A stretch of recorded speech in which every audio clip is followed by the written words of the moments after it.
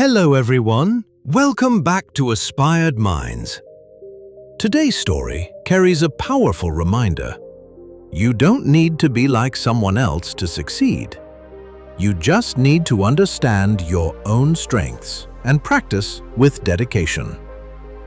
If you've ever compared yourself to a friend, if you've ever felt disappointed with your grades, or wondered why someone else seems naturally better, then stay with me till the very end, because this story might completely change your perspective. And as always, we'll learn some useful English words and sentences in a simple and enjoyable way. So relax, focus, and let's begin. In a quiet town in Oregon, there lived a family in a charming white house at the end of Willow Street. In that home lived a 12-year-old boy named Ryan, who studied in the 6th grade. Ryan was lively and adventurous. He loved spending time outdoors, especially playing baseball. Every evening, he would head to the open park near his house, where he practiced batting and pitching for hours. Baseball wasn't just a game to him. It was his passion. One afternoon, Ryan returned from school looking unusually quiet. He placed his backpack near the door and slowly sat down on the couch. He opened his math notebook, stared at the red marks on the page, and sighed heavily. His mother, who had just come back from grocery shopping, noticed his disappointed expression. She sat beside him and gently asked, "What happened today?" Ryan hesitated before answering. "I didn't do well in math again, but that's not what bothers me the most. My classmate and neighbor, Oliver, always gets the highest marks. No matter how much I try, I can't score like him." His mother listened patiently. After giving him a glass of water, she said, "Come outside with me." They walked into their backyard, where a large oak tree provided cool shade. Birds chirped softly, and the air felt peaceful. "Ryan," she began, "today I want to share 3 important lessons with you. These lessons will guide you for the rest of your life." Ryan looked curious. "What are they?" "You'll discover them through small challenges," she replied with a gentle smile. First lesson. For the first lesson, she said, "invite Oliver to play baseball tomorrow." The next afternoon, Ryan asked Oliver to join him at the park. Oliver agreed, though he admitted he wasn't very good at baseball. As the game began, Ryan played confidently. He hit strong shots and caught the ball with ease. Oliver struggled to hit the ball and missed several catches.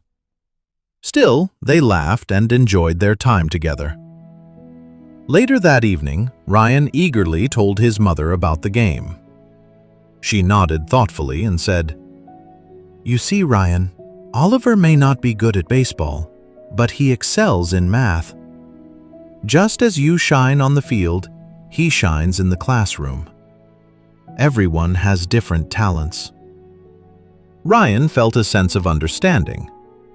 For the first time, he realized that being different wasn't a weakness. Second lesson. For the second lesson, his mother continued, "observe Oliver carefully tomorrow. Notice how often he works with numbers." The next day at school, Ryan paid attention. He saw Oliver solving extra math problems during free time. During lunch, Oliver discussed a math puzzle with another student. Even during recess, he calculated the scores of a small game they were playing. That evening, Ryan shared everything he had noticed. His mother smiled warmly. "That's why Oliver performs well. He enjoys math and practices it regularly." New word, regularly. Meaning, doing something again and again in a steady way. Sentence. If you practice regularly, your skills will improve." She added, "Just like you practice baseball almost every day. Improvement comes from repetition." Ryan nodded slowly. The idea made sense. Third lesson. "For the final lesson," she said softly, "how much better do you think Oliver is in math compared to you?" Ryan thought carefully. "Maybe twice as good?" "All right," she replied. "Tomorrow, study math twice as hard as you usually do." The next day after school, Ryan sat at his desk, determined to succeed. He normally studied for 1 hour, but this time he pushed himself to study for 2 full hours. He solved problems, reviewed formulas, and tried to concentrate deeply. But soon, his eyes felt heavy and his head began to ache. Without realizing it, he fell asleep at his desk. Later, his mother gently woke him for dinner. Feeling discouraged, Ryan said, "I tried my best, but it felt exhausting." His mother placed her hand on his shoulder and spoke kindly. "This is the third lesson, Ryan.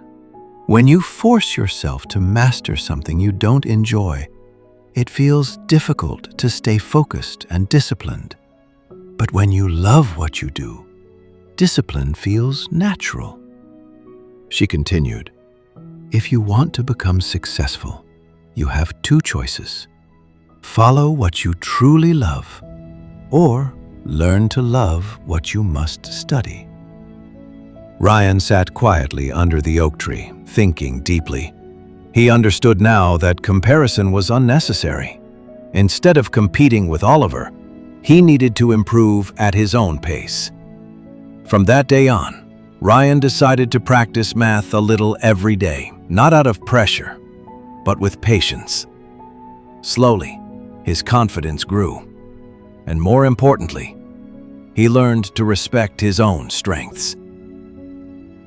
Today we learned that everyone has unique talents.